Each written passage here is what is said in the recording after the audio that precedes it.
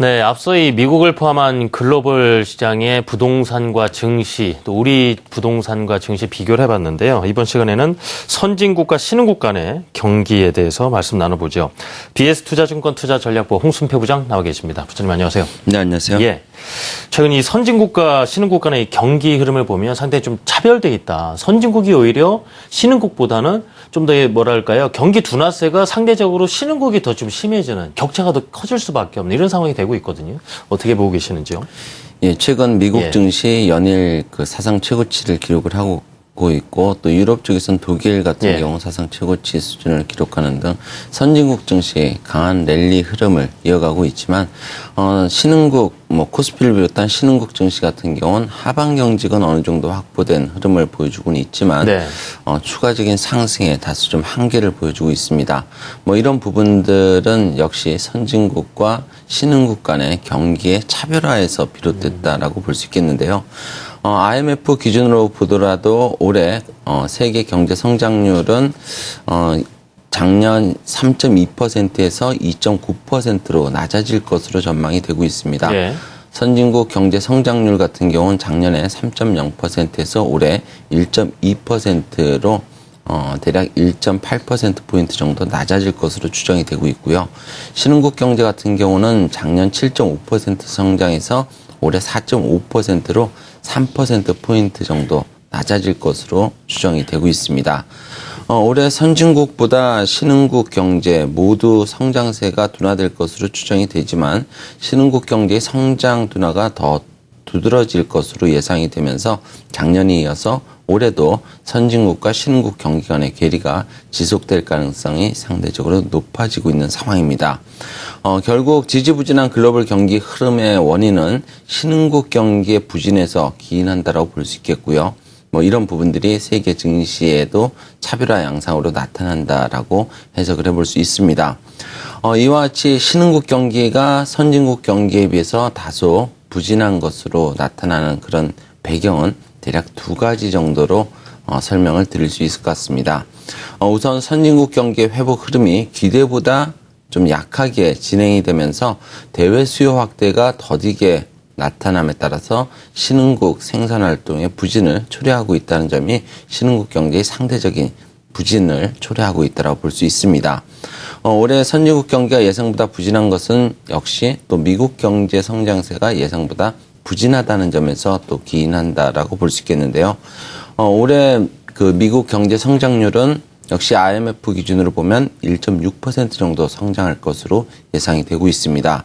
올해 미국 경기 성장 부진은 양적 완화 축소에 대한 이런 완화적인 통화 정책에 대한 불확실성이 지속이 되고 있고 또 2011년 하반기부터 계속된 미국 재정 문제로 인해서 그 소비라든지 생산 활동이 부진함에 기인한다라고 볼 수 있습니다. 그나마 유로존의 경우에는 그동안 그 올해 경제 그 주체들의 심리가 위축에서 벗어나는 그런 모습을 보이면서 선진국 경제의 부담을 다소 좀 줄여주고 있는 그런 좀 긍정적인 모멘텀이 되고 있지만 아직까지 유로존 경제가 정상화되기까지는 상당한 좀 시일이 걸릴 수 있기 때문에 미국과 함께 대외 수요 측면에서 신흥국 경제의 뚜렷한 모멘텀으로 작용하기는 단기간 내에 기대하기는 좀 어려운 부분들도 있습니다.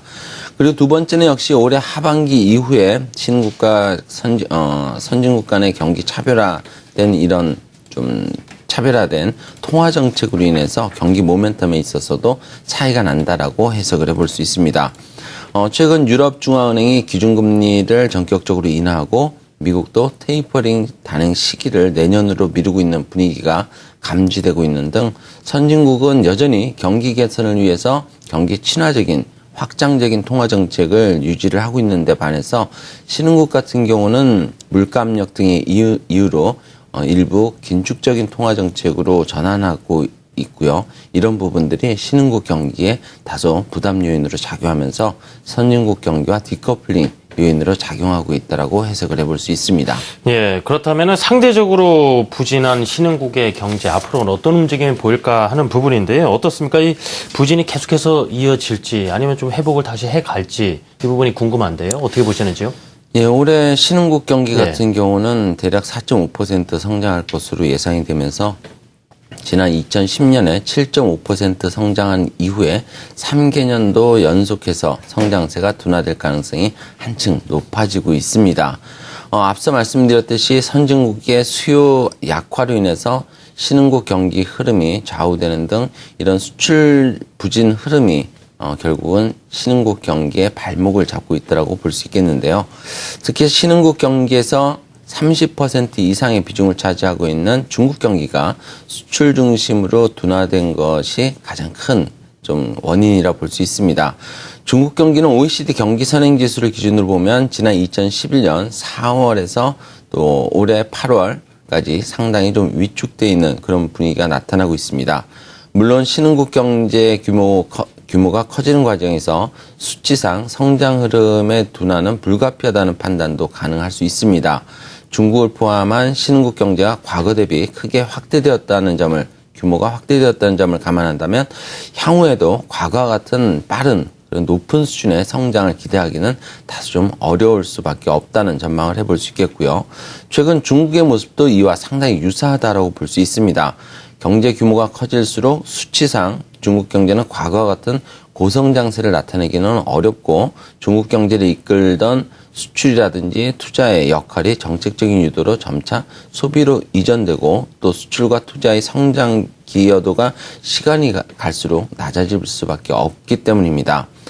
결국 경제 규모 확대에 따른 성장 둔화가 불가피한 것이 일반적인 현상이라고 본다면 중국 경제 성장세 둔화에 대한 우려보다는 경제의 선진화 과정에서 구조적인 변화가 과연 앞으로 어떻게 진행될 수 있을지 그 여부가 더 중요한 관건이라고 볼 수 있습니다. 신흥국 경제 전반 역시 같은 맥락에서 바라보고 이해할 필요가 있어 보이는데요. 예를 들어서 중요한 것은 그 100에서 10의 가치를 창출해서 10%의 경제 성장을 달성하는 것과 또 200에서 15의 가치 창출을 하면서 7.5%의 성장을 달성하는 것에 대한 의미를 부여할 수 있겠는데요.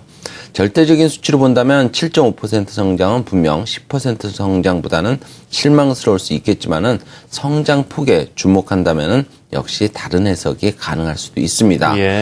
따라서 이와 같은 맥락에서 본다면 향후 중국을 비롯한 신흥국 경제 구조적인 변화 또 질적 성장에 좀 더 주목하는 그런 접근이 필요해 보이고요.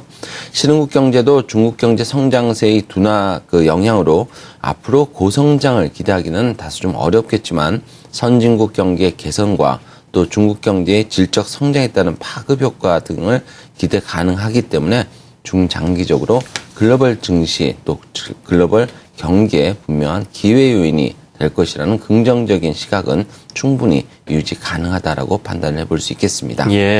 지금 현재 나타나고 있는 선진국과 신흥국 간의 경기 차별화 이유도 짚어봤고요. 향후 어떤 전망이 가능한지도 말씀 들어봤습니다. 지금까지 BS투자증권 투자전략부 홍순표 부장과 함께했습니다. 부장님 감사합니다. 네, 감사합니다.